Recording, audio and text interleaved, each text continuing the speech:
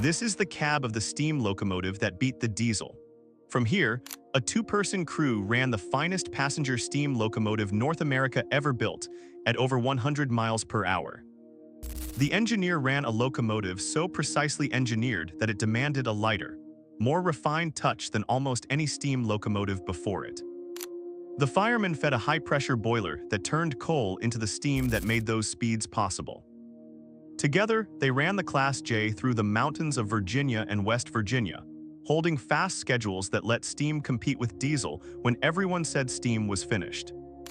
This is what it was like to operate the most refined passenger steam locomotive in North America, and one of the few in this series still running today. Two people, the finest steam ever built. The Class J was a two-person locomotive, like every large steam engine, an engineer and a fireman. But the J was different from most steam locomotives in a way that changed how it was operated. It was engineered to a standard of precision that most locomotives never received. The roller bearings, the balanced rods, the smooth-running drivetrain, these made the Class J easier to run at speed than a conventional steam locomotive. It accelerated cleanly, ran smoothly, and held high speed with a refinement that engineers who ran it never forgot. But refinement did not mean easy. The Class J still demanded the full skill of a steam crew, the throttle judgment, the boiler management, the coordination. It simply rewarded that skill with a quality of running that few locomotives could match. What it was like to drive a Class J is the story of operating steam at its most polished. A locomotive engineered so well that it made the demanding craft of steam operation feel, for a moment, almost effortless. The engineer's controls were the familiar steam locomotive layout, the throttle regulating steam to the cylinders, the reverser controlling the valve gear cutoff, the brake stand managing the train. But the Class J responded to those controls differently than a conventional locomotive. Because of the precision running gear and the balanced rods, the Class J delivered its power smoothly. Where a rougher locomotive might lurch or slip, the J accelerated cleanly. The engineer could open the throttle with confidence, knowing the locomotive would put its power down evenly rather than fighting back. The reverser cutoff worked as it did on any steam locomotive. Full gear for starting, progressively shorter cutoff as speed built, to conserve steam while the trapped steam expanded against the pistons. But the J's efficiency meant the engineer could run at economical cutoffs and still hold high speed because the locomotive lost so little energy to friction. Starting a heavy passenger train and accelerating it to speed was where the Class J's refinement showed. The roller bearings reduced the resistance the locomotive had to overcome. The balanced running gear let the engineer apply power without the destructive hammering that limited rougher locomotives at speed. The J simply ran better. The brake work was demanding as on any high-speed passenger locomotive. Bringing a heavy train down from high speed required anticipation and careful, staged brake applications to stop smoothly and precisely at stations without jarring the passengers. The engineer managed the air brakes with the same skill any premier passenger service demanded. The Class J's job was to hold fast schedules on the Norfolk and Western's demanding routes. The engineer had to run the locomotive hard enough to make time through the mountains, while running it smoothly enough to keep the ride comfortable and the machinery healthy. The J's engineering made both possible at once, but the engineer still had to have the skill to exploit it. But the engineer could only run the J as hard as the fireman could feed it. And the Class J's high-pressure boiler was hungry. The Class J's fireman managed a large, high-pressure boiler that fed steam to the cylinders at 300 pounds per square inch.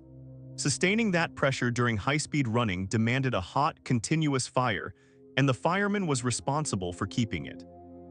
The Class J used a mechanical stoker, which fed coal into the firebox and freed the fireman from continuous hand shoveling. But the stoker still had to be controlled. The fireman regulated the coal feed and the distribution to keep an even hot fire across the grate, matched to the engineer's power demands. The fireman monitored the steam pressure gauge and the water glass constantly. During high-speed running, the boiler consumed steam and water rapidly. The fireman had to keep the pressure at the maximum the boiler could sustain and keep the water level correct, feeding water through the injectors to balance what the locomotive consumed. The water level management carried the same life-or-death stakes as on any steam locomotive.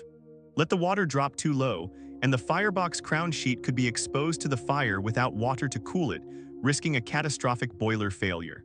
The fireman's constant attention to the water level kept the locomotive and crew safe. On the Norfolk and Western's mountain routes, the fireman's job intensified. Climbing grades demanded maximum steam. The fireman had to build the fire and pressure in anticipation of the climb, so that when the engineer called for full power, the steam was there. Fall behind and the locomotive would lose speed on the grade. The Class J's efficiency helped the fireman as much as the engineer. Because the locomotive lost so little energy to friction, it demanded less steam for a given performance than a rougher locomotive would. The firemen still worked hard, but the J's precision meant that hard work translated directly into speed and reliability rather than being wasted overcoming the locomotive's own inefficiency. The engineer and fireman ran the Class J as a single system. And the smoothness of the J rewarded a well-matched crew with running few locomotives could equal.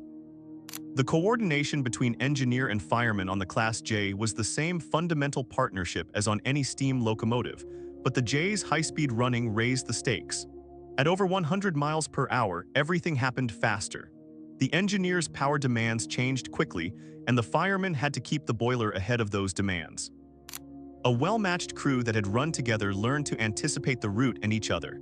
Approaching a grade, the engineer would signal the need for power, and the fireman would have the boiler ready. Cresting a summit, the fireman would ease the fire as the engineer eased the throttle. The two operated as one, reading the railroad together. The Norfolk and Western's territory was demanding, the mountains of Virginia and West Virginia, with grades and curves that tested both the locomotive and the crew. The Class J was engineered for exactly this territory, and a skilled crew could run it through the mountains at speeds that made the railroad's passenger service genuinely competitive. The Class J hauled the railroad's finest trains, the Powhatan Arrow, the Pocahontas, the Cavalier. Running these premier services meant holding fast schedules while delivering the smooth, comfortable ride that premium passengers expected. The crew's skill, exploiting the J's engineering, made that possible. The engineers and firemen who ran Class JS were among the Norfolk and Western's best.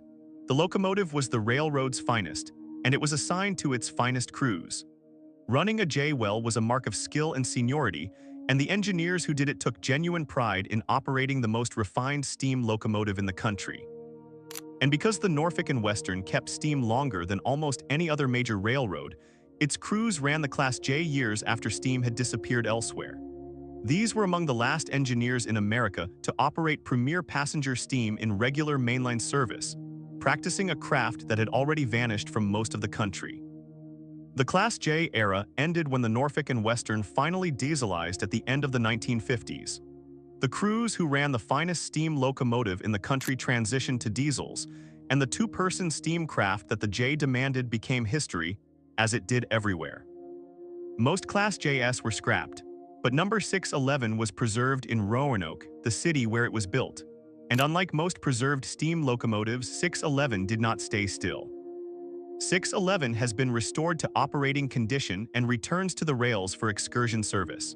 When it runs, a new generation of crews operates it, engineers and firemen who have learned to run the most refined steam locomotive in North America, reconstructing the craft that its original crews practiced.